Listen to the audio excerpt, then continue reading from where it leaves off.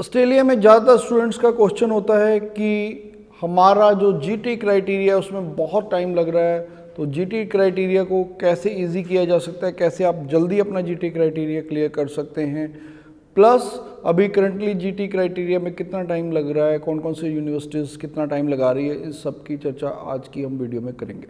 Bells Overseas, the sound of your future. Hello everyone, मैं Kapil Bhatia bells overseas से। जैसा कि बेल्स ओवरसीज एक आपका ऑप्शन प्रोवाइड कर रहा है ऑल ओवर इंडिया, कहीं से भी अगर आप हमारे से स्टडी वीज़ा प्रोसेस करना चाहते हैं तो आप हमारे हेल्पलाइन नंबर 6292062920 पे कॉल कर सकते हैं। आपका जो सारा प्रोसेस है एडमिशन से लेके वीज़ा तक ऑनलाइन रहेगा, आपको हमारे पास विजिट करने की भी जरूरत नहीं पड़ेगी। तो आते हैं आज के टॉपिक पे, जीटी क्राइटेरिया पे। जीटी में जो लेवल 1 यूनिवर्सिटीज़ हैं अभी राइट नाउ टाइम लगा रही हैं, 15 डेज से लेके 1 मंथ तक लग रहा है, और ज़्यादातर यूनिवर्सिटीज़ हैं जो 15 डेज से 1 मंथ के अंदर ही कर देती हैं, और लेवल 2 यूनिवर्सिटीज़ का भी ऑलमोस्ट यही 15 to 20 डेज़ का टाइम लग रहा है। तो जो स्टूडेंट्स चाहते हैं कि हमारा जीटी क्राइटेरिया अर्ली हो जाए तो उनको कुछ स्टेप्स करने पड़ेंगे जिसके कारण आपका जो जीटी क्राइटेरिया है अर्ली हो जाएगा।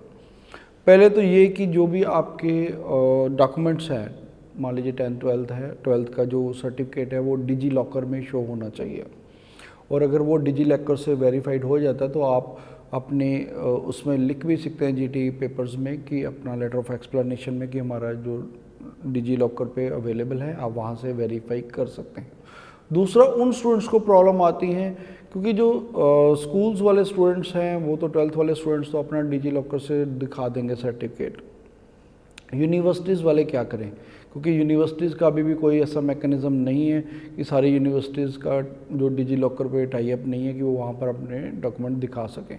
तो उनके लिए क्या प्रोविज़न है कि आप सभी स्टूडेंट्स को पता है कि जो लास्ट सेमेस्टर है उसकी जो ट्रांसक्रिप्ट है वो ऑनलाइन शो होती है, तो वो वहाँ पर आप उस जहाँ भी उस यूनिवर्सिटी से भी आपने की है, जहाँ पर वो शो हो रही है उसका लिंक प्रोवाइड कीजिए आप अपनी यूनिवर्सिटी को, ताकि वो इमीडिएटली वहाँ से वेरीफाई कर सकें।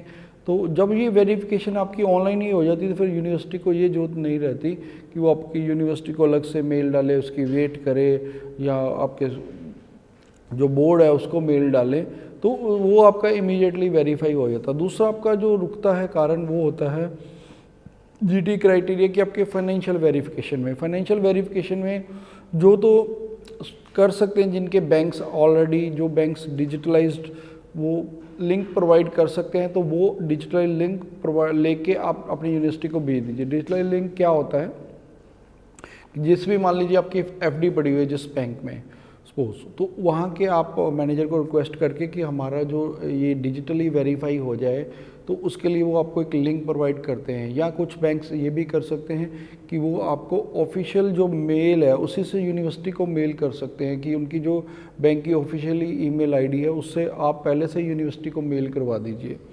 तो यहाँ आप डिजिटली जो बैंक आपको प्रोवाइड करते हैं लिंक, वो लिंक आप ऑलरेडी यूनिवर्सिटी को भेज दें तो वो आपका इमीडिएटली वेरीफाई करके, इसी तरह जिनके सेविंग्स हैं सेविंग्स में भी आपका लिंक शो हो जाता है, या आप अपनी ऑफिशियली मेल आईडी जो बैंक की है उससे वो करवा सकते हैं। अगर थर्ड को ये भी दोनों चीज़ें नहीं हो पाती तो आप एक काम कर सकते हैं कि जो बैंक है, बैंक मैनेजर का जो नंबर है और लेटर पे ज़रूर लिखवा के अलग से भेजिए, उसकी पर्सनल मेल आईडी और नंबर वो अपने सिग्नेचर के नीचे लिख के भेज दें कि मेरे से पर्सनली कभी भी वेरीफाई किया जा सकता है।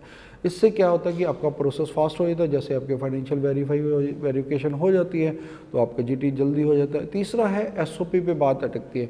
कई बार आपकी एसओपी बहुत जेनरिक होती है, सिंपल होती है। एसओपी आपकी पर्टिकुलर होनी चाहिए, कॉपी पेस्ट नहीं होनी चाहिए। अब यूनिवर्सिटीज़ के पास टूल्स हैं, उनके पास एक प्लेजरिज्म का सॉफ्टवेयर है, वो उसमें डाल के देख लेते हैं कि इतना मटेरियल ऑलरेडी जो आपने लगाई हुई एसओपी में जो मैटर है वो आपका इतने परसेंट 70 या 80% वो कॉपी पेस्ट है।